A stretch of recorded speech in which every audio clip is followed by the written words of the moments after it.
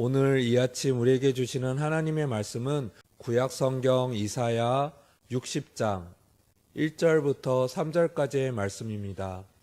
일어나라, 빛을 발하라. 이는 내 빛이 이르렀고 여호와의 영광이 내 위에 임하였음이니라.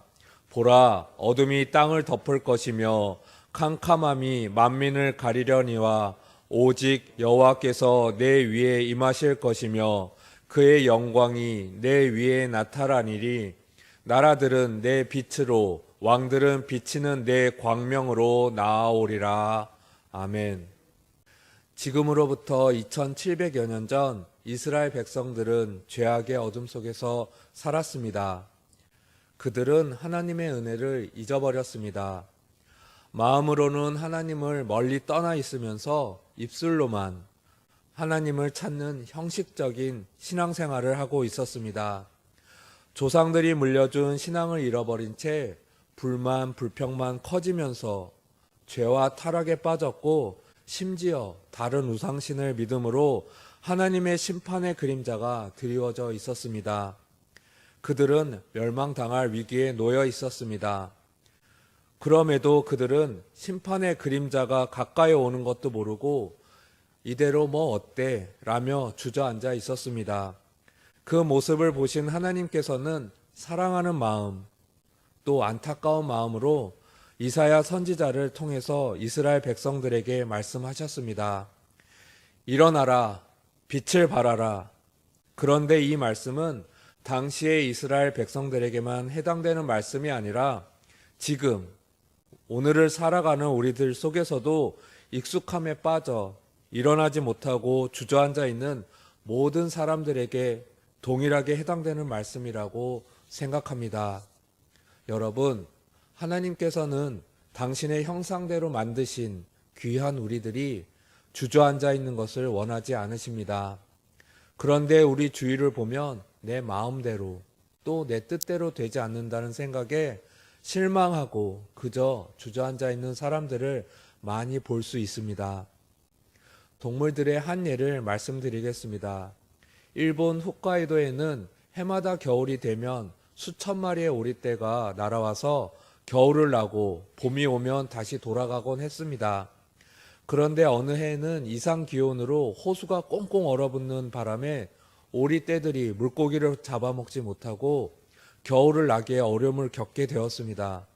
이를 가엾게 여긴 주민들은 오리들이 좋아하는 먹이를 매일같이 주었습니다. 그러자 오리들은 사람이 주는 편한 먹이를 받아먹는 데에 재미를 붙였습니다. 그런데 문제는 추운 겨울이 지나고 봄이 돌아왔는데도 오리들이 돌아갈 생각은 하지 않고 사람들이 던져주는 편한 먹이를 찾아 도시로 들어왔다가 고양이에게 물려 죽기도 하고 또 자동차에 치여 죽기도 하는 등 비극적인 상황이 벌어졌습니다.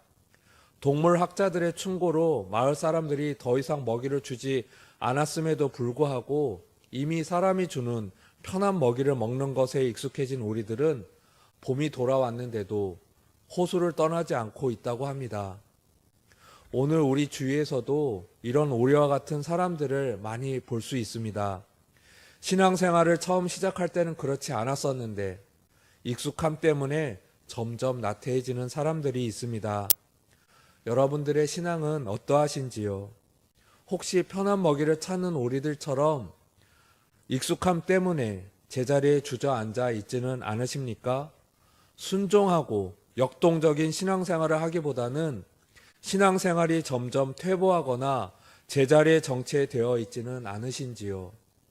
여러분, 다시 한번 말씀드리겠습니다. 하나님께서는 당신의 형상대로 만드신 귀한 여러분들이 제자리에 머물러 주저앉아 있는 것을 원치 않으십니다. 이사야 52장 1절을 보면 이렇게 말씀하고 있습니다. 시온이여 깰지어다 깰지어다. 이 말씀은 이스라엘 백성들이 영적으로 깊은 잠에 빠져 있다는 것을 말씀하고 계신 것입니다. 이제 깨어서 활동하라는 말씀입니다.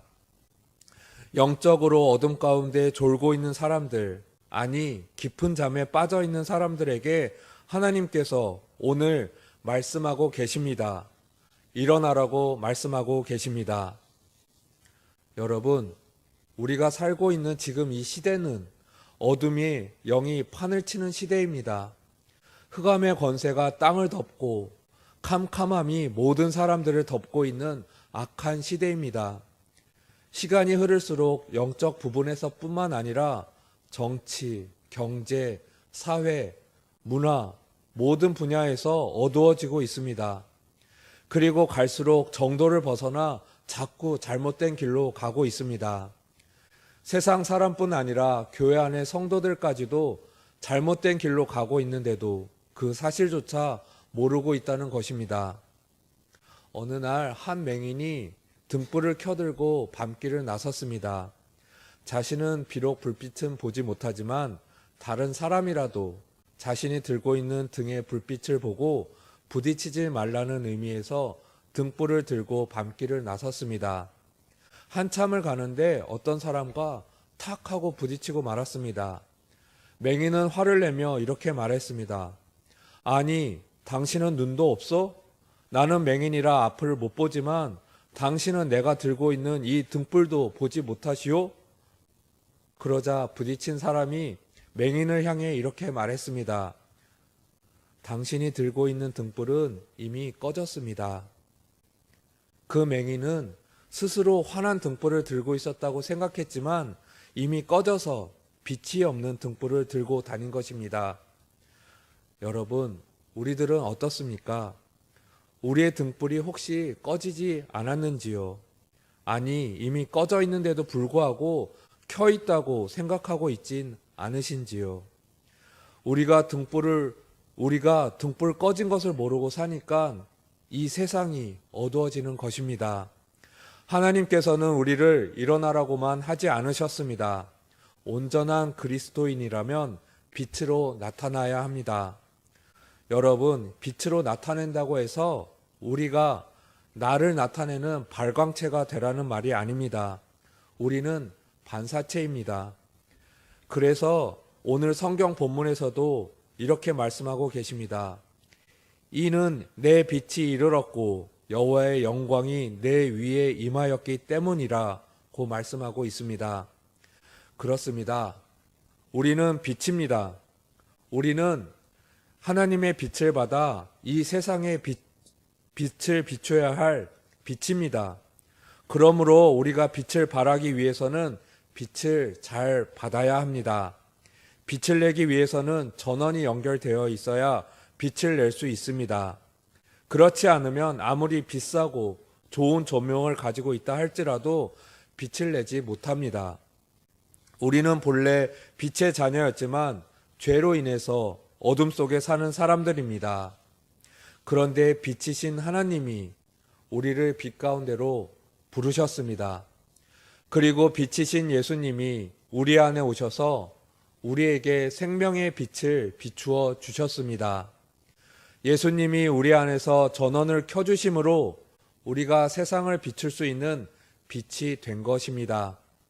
우리들이 빛을 발하면 하나님의 역사가 임합니다. 내가 하나님의 빛을 잘 흡수해서 하나님의 빛을 발할 때 우리 가정이 변하고 교회가 변하고 이 세상이 변할 줄로 굳게 믿습니다. 여러분, 하나님의 빛을 흡수하셔서 어두워지고 있는 이 세상에 하나님의 거룩한 빛을 밝히는 삶을 사시는 여러분들 되시기를 간절히 기도합니다. 기도드리겠습니다.